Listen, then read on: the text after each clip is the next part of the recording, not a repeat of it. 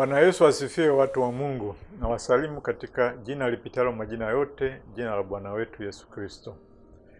Mpendwa mtazamaji na msikilizaji, naomba niwakaribishe kwenye channel yetu ya Yosh Testimony TV, manake ushuhuda wa Yesu, yenye kulihubiri na kulifundisha neno la ufalme wa mbinguni hapa duniani. Mpendwa mtazamaji na msikilizaji, naomba ulipokee neno hili moyoni mwako, lifanye kazi katika kila siku kama yasemavyo maandiko. Mpendwa mtazamaji, tunaendelea na sura ya 7 ya Waebrania, tukianzia mstari wa 20 mpaka 28. Kichwa cha somo ni Kristo ni mkuu kuliko kuhani mkuu yeyote. Katika somo la leo, Roho Mtakatifu ambaye ndiye mwandishi wa waraka huu anawaambia Wakristo wa Kiebrania kwamba Yesu ni bora kuliko kuhani mkuu yeyote aliyewahi kutokea. Na kumbuka hizi ni hitimisho la jitihada za kuwashawishi Wakristo wa Kiebrania wasirudi kwenye dini ya Kiyahudi, kwenye hekalu na kwenye ibada ya hekaluni. Na katika kuwashawishi kuhusu hili, amekuja na sababu 3 kuhusu dai lake la kwamba Kristo ni mkuu kuliko kuhani mkuu yeyote aliyewahi kutokea. Na hili neno mkuu ni superior. Wengine wanaweza kusema bora zaidi, lakini neno mkuu ndo linaeleza superiority ya ukuhani wa Yesu juu ya ukuhani wowote ambao umewahi kutokea. Ametoa sababu 3 ambazo, sababu ya kwanza ni kwamba ukuhani wa Yesu umesimamishwa kwa kiapo cha Mungu. Iko katika mstari wa 20 mpaka mstari wa 22. Sababu ya pili, anasema umilele wa Yesu na kudumu kwake katika kutuombea kunamfanya awe mkuu kuliko kuhani yeyote aliyewahi kutokea. Na sababu ya 3, anasema kutengwa kwake na dhambi na dhabihu ya nafsi yake vinamfanya awe mkuu kuliko kuhani yeyote aliyewahi kutokea. Sasa hebu tuangalie hizi sababu 3 zinazoonyesha ukuu wa ukuhani wa Yesu moja baada ya nyingine. Tuanze na sababu ya kwanza. Ukuhani wa Yesu ulisimikwa kwa kiapo. Hebu tusome kifungu cha maneno kinachohusiana na hii sababu. Mstari wa 20 mpaka wa 22. Tasoma. Na kwa kuwa haikuwa pasipo kiapo, maana wale walifanywa makuhani pasipo kiapo, bali yeye pamoja na kiapo, kwa yeye aliyemwambia, Bwana ameapa na hata gairi, wewe ukuhani milele. Basi kwa kadiri hii Yesu amekuwa mdhamini wa agano lililo bora zaidi. Ukuhani wa Yesu ni mkuu kwa sababu ulisimamishwa kwa kiapo. Wale makuhani wa mfumo wa Haruni walifanywa bila kiapo.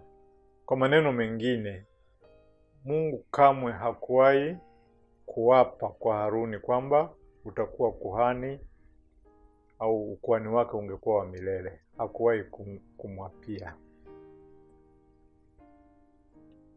Kitu kingine tunachoona hapa ni wazo la Mungu kuapa. Mungu anakula kiapo si kwa sababu neno lake si jema, lakini kwa sababu kuna umuhimu wa kipekee na usio wa kawaida unaohusishwa na jambo analoliapia. Viapo vya Mungu katika Biblia mara nyingi hutumika kusisitiza uhakika na kutobadilika kwa ahadi yake. Kwa hiyo Mungu alipotoa ahadi ya kwamba Masihi atakuja kama kuhani kwa mfano wa Melkizedeki, aliapa kuhakikisha kwamba hilo halitabadilika na ukuhani huu utakuwa wa milele. Tuliona katika Zaburi ya 110 mstari wa 4.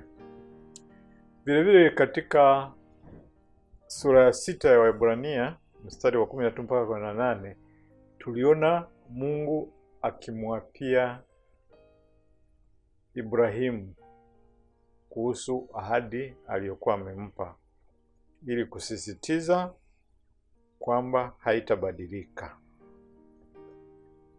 Neno tupu la Mungu linatosha kufanya ahadi yake kuwa hakika, lakini anapoongeza kiapo chake ni kama kupigilia mstari chini ya ahadi, akisema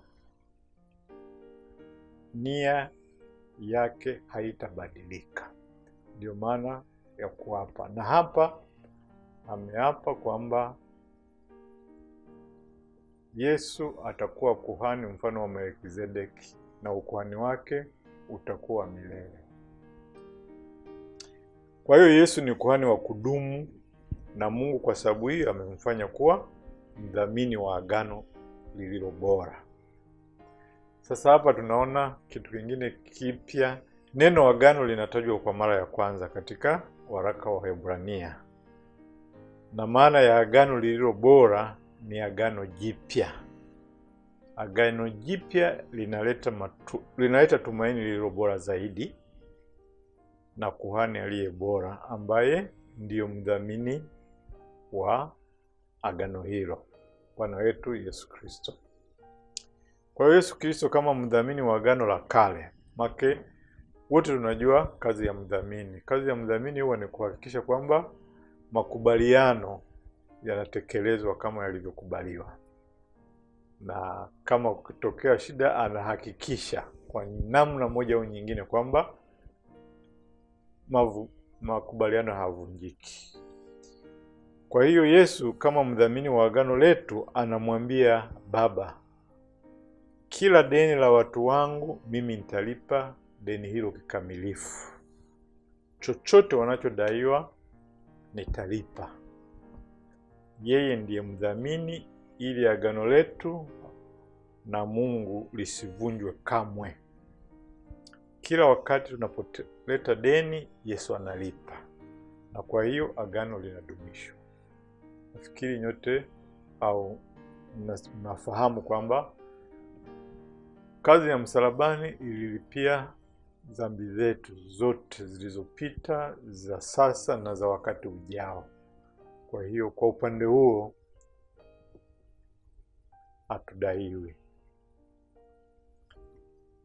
Na mpendwa mtazamaji, Kristo anaweza kufanya kazi hiyo kwa sababu ameketi mkono wa kuume wa Mungu kama kuhani wetu mkuu aliyetoa dhabihu yake kamilifu kwa ajili yetu. Huu ndio umuhimu wa nafasi aliyonayo, lakini vile vile dhabihu iliyotolewa ambayo ni nafsi yake mwenyewe. Kitu cha pili au sababu ya pili aliyotoa mwandishi inayomfanya Yesu awe kuhani bora au kuhani mkuu kuliko kuhani mkuu yeyote aliyewahi kutokea ni ile inayohusu umilele wake na kudumu kwake katika kutuombea. Iko katika mstari wa 23 mpaka 25. Hebu tusome mistari hii. Tena wale walifanywa makuhani wengi kwa sababu walizuiliwa na mauti wasikae. Bali yeye kwa kuwa anakaa milele anao ukuhani wake usioondoka. Naye kwa sababu hii anaweza kuwaokoa kabisa wao wamjiao Mungu kwa yeye, maana yu hai siku zote ili awaombee. Ukuhani wa Yesu ni mkuu kwa sababu ni wa milele. Na sasa mwandishi anaeleza kwamba makuhani wa agano la kale walikuwa wengi. Hawakuruhusiwa kuendelea kwa sababu ya mauti. Huduma ya kuhani iliendelea, lakini wahudumu walibadilika kwa sababu walikufa. Lakini kuhani wetu mkuu hafi kamwe. Anaishi milele na ukuhani wake ni wa milele. ambayo imeonyeshwa katika mstari wa 23 na 24. Na kwa sababu hiyo anaweza kutuokoa kabisa tangu mwanzo hadi mwisho. Anatuongoza njia yote hadi kumfikia Mungu na atukalisha huko na kutushikilia milele, kwa sababu yeye ni kuhani milele. Kwa hiyo mstari wa 25 ni mojawapo ya mistari mikubwa zaidi katika maandiko. Wainjilisti wenzangu tutakubaliana na hilo. Anaposema kuokoa kabisa, anamaanisha wokovu ni wa wakati uliopita, yani pale ulipotubu na kumpokea Yesu na kuhesabiwa, tunaita kuhesabiwa haki, uliokoka.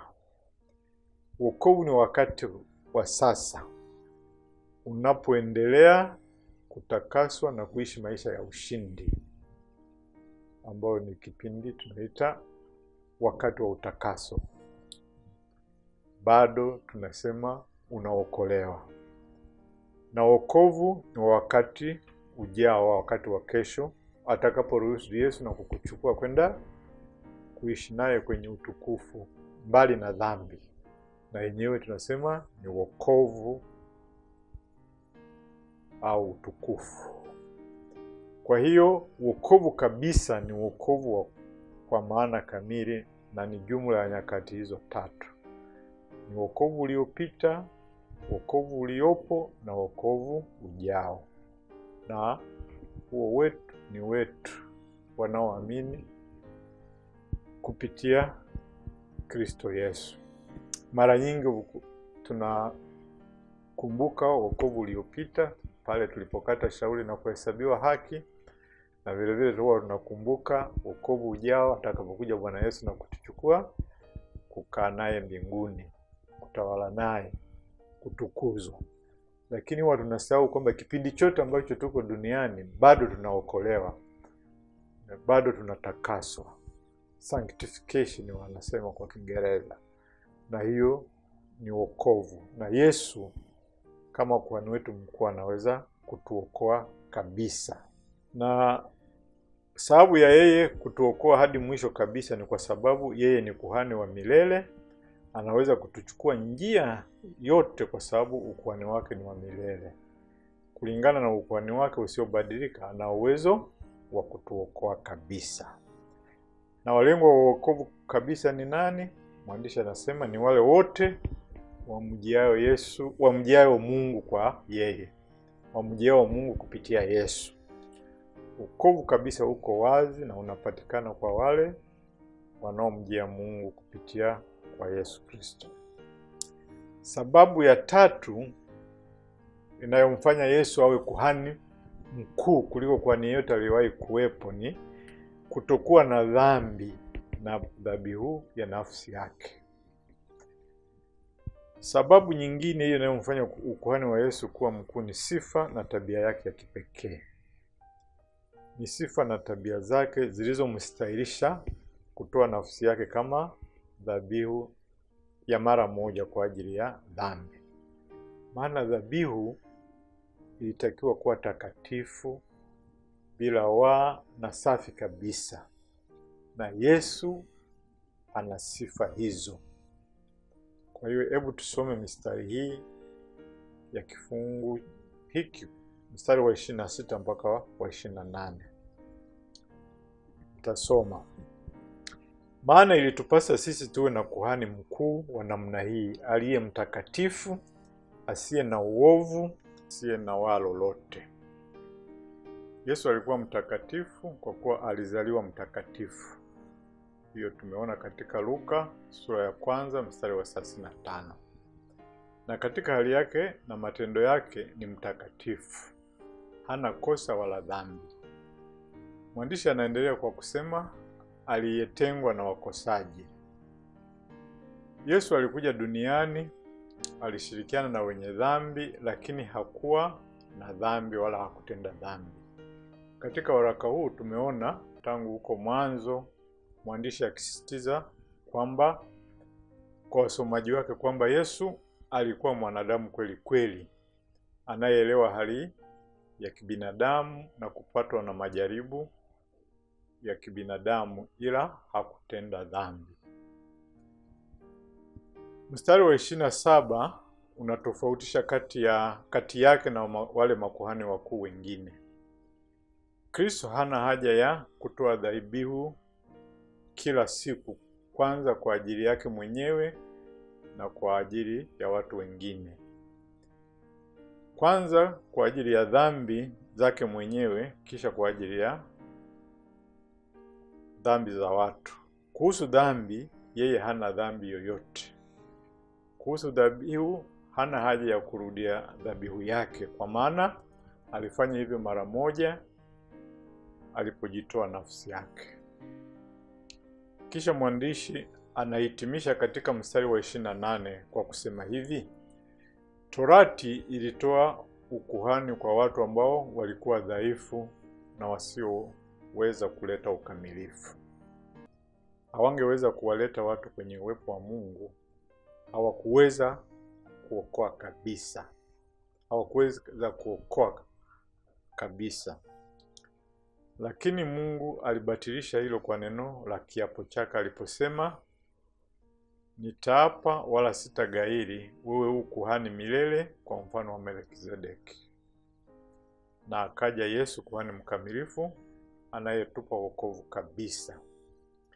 Na kuhani wetu anaweza kuwaokoa kabisa wao wamjiao Mungu kwa yeye, maana yu hai siku zote ili kuwaombea.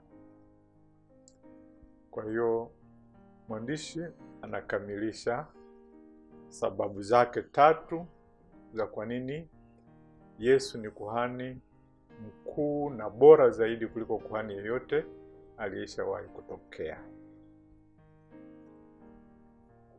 Sasa ndugu msikilizaji na mtazamaji, kama wewe ni mmojawapo wa wale ambao hawajamwamini Yesu ili kupata wokovu, hebu tafakari maneno uliyoyasikia leo.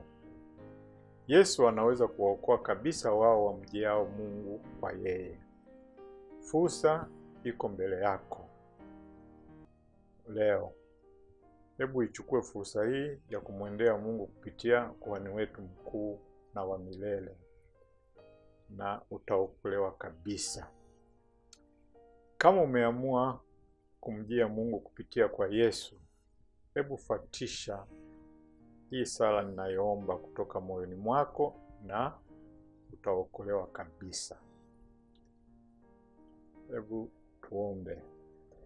Bwana Yesu, nimelisikia neno kuhusu kazi ya ukombozi uliofanya. Sasa nakiri kwa kinywa changu na kuamini moyoni mwangu ya kuwa wewe ndiye mwana wa Mungu na mwokozi wa ulimwengu. Ninaamini kwamba kwa hiari yako ulikufa ili mimi nipate msamaha wa dhambi. Ninatubu dhambi zangu zote leo. Ninakabidhi maisha yangu kwako Yesu, na naukaribisha wewe uwe Bwana na mwokozi wa maisha yangu. Asante kwa zawadi ya wokovu. Ni katika jina lako tukufu naomba haya na kuamini.